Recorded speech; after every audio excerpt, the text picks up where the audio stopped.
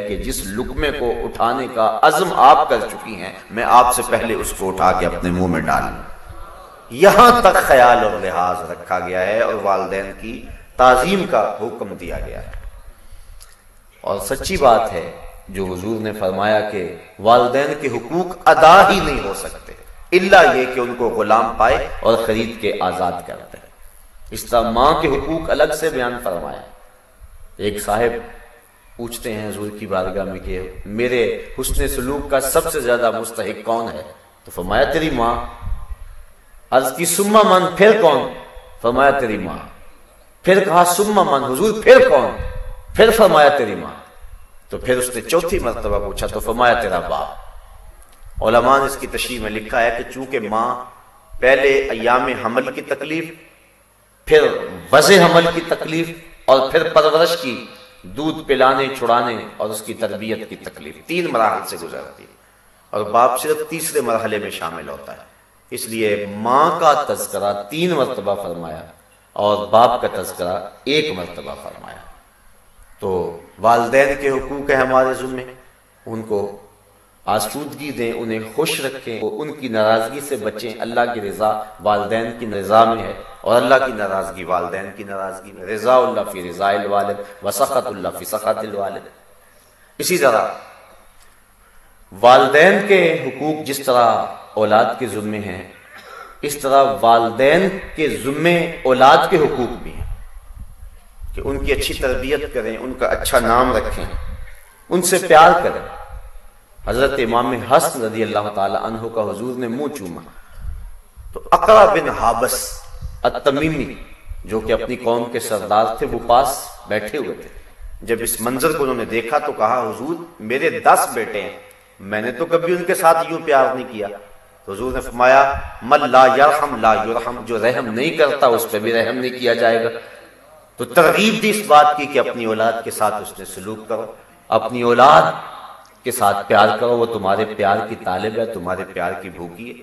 تم اسے پیار دو، اس کو محبت دو، ان کا اچھا نام رکھو، ان کو دین سکھاؤ. 5-7 سال کے ہو جائیں تو مسجد میں انگلی لگا کے لاؤ. 10 سال کے ہو نماز نہیں پڑھتے تو ان کو مار کے نماز پڑھاؤ. ترغیب دی گئی. ان کے بستر الگ کر دو، وقت پہ ان کی شادی کر دو، ہر شے بیان فرمائے. حضرت سعد بن ابی وقاص رضی اللہ تعالی عنہ نے حضور سے عرض کی کہ میں اپنے مال کے بارے میں وصیت کرنا چاہتا ہوں، یعنی بہت سارا مال ہے، تو اب میرا وقت آخر آ گیا. مکے میں آپ کا وصال ہونے لگا تھا. حضور اس بات کو پسند نہیں کرتے تھے کہ جہاں سے کسی کی ہجرت ہو وہاں ہی اس کا وصال ہو، اس لیے فرمایا اللہ خیر کرے. انہوں نے کہا حضور میں وصیت کرنا چاہتا ہوں، سارے مال کی کر دوں؟ فرمایا نہیں. آدھے کی کر دوں؟ فرمایا نہیں. تو کہا تیسرے حصے کی کر دوں؟ فرمایا ہاں تیسرے حصے کی کر دے. اور ساتھ فرمایا کہ اپنی اولاد کو کنگال چھوڑ کے جائے اور بے آسرا چھوڑ کے جائے، یہ بہتر نہیں ہے. یہ بہتر ہے کہ تو ان کے لیے کچھ چھوڑ کے جائے. اس لیے سارے مال کو راہ خدا میں خیرات کرنے سے اور سارے مال پر وصیت کرنے سے انہیں روک دیا، چونکہ آخری وقت تھا ان کا. اس لیے فرمایا کہ نہیں، حالانکہ ان کی ایک ہی بیٹی تھی. کہا کہ نہیں، تو ان کو کنگال چھوڑ کے جائے تو یہ بہتر نہیں ہے کہ وہ لوگوں سے مانگتے پھریں اور لوگوں کے سامنے جھولی پھیلاتے پھریں. جس نے آسودگی دیکھی ہو پھر اس کے لیے یہ مسئلہ اور زیادہ مشکل ہوتا ہے. اس لیے فرمایا کہ نہیں ایسا نہیں ہے. تو 1/3 حصے کے اندر فرمایا کہ تم وصیت کر سکتے ہو. اللہ اکبر. تو اس طرح اولاد کے حقوق ہیں. میاں بیوی کے آپس کے حقوق ہیں. یہ بھی حقوق کی جو ہے وہ فہرست میں ایک اہم شے ہے. اور ہماری آئلی زندگی کا قیام میاں بیوی کے خوشگوار تعلقات میں ہے. جب میاں بیوی کے تعلقات اچھے نہیں ہوں گے تو اولاد پر برا اثر پڑے گا، گھر جہنم بن جائے گا. سارے دن کا تھکا ہوا شخص جب شام کو پہنچے گا تو اس کو سکون ملنے کی بجائے الٹی تکلیف ہوگی، پھر گھر سے گریز اختیار کرنے لگ جائے گا اور دوریاں بڑھے گی اور گھر ٹوٹ جائیں گے. اس لیے حقوق بیان فرمائے. اور ایک بڑی خوبصورت بات ارشاد فرمائی کہ اگر تمہیں بیوی کی کچھ چیزیں ناپسند ہیں، کچھ عادتیں تمہیں پسند نہیں، تو اس کی کوئی ایسی عادتیں بھی تو ہوں گی جو تمہیں پسند ہیں. یہ کتنی بڑی بات ہے اور گھروں کو جوڑنے کے لیے کتنا حکمت آمیز جملہ ہے. اور اس طرح بیوی کو کہا کہ اگر اللہ کے علاوہ کسی کو سجدہ جائز ہوتا تو میں بیوی کو حکم دیتا کہ وہ اپنے شوہر کو سجدہ کیا کرے. یعنی کتنی اہمیت ہے شوہر کی. حضور فرمایا 4 اشخاص ایسے ہیں جب مریں گے تو جنت میں جانے میں کوئی رکاوٹ نہیں ہوگی۔ ایک وہ شخص جس نے ایسی سچی توبہ کی کہ گناہ کی طرف پلٹنا اتنا مشکل ہے، جس طرح تھن سے نکلا ہوا دودھ واپس نہیں جا سکتا، وہ دوبارہ گناہ کی زندگی اختیار نہیں کر سکتا۔ دوسرا وہ شخص کہ جس نے اپنے والدین کو راضی کر لیا۔ تیسرا وہ شخص کہ جس کی اولاد زیادہ تھی، ذرائع آمدنی تھوڑے تھے، لیکن اس نے اپنی اولاد کے پیٹ میں حرام کا لقمہ نہیں جانے دیا۔ اور چوتھی وہ عورت جو اس حال میں مری کہ اس کا شوہر اس پہ راضی تھا۔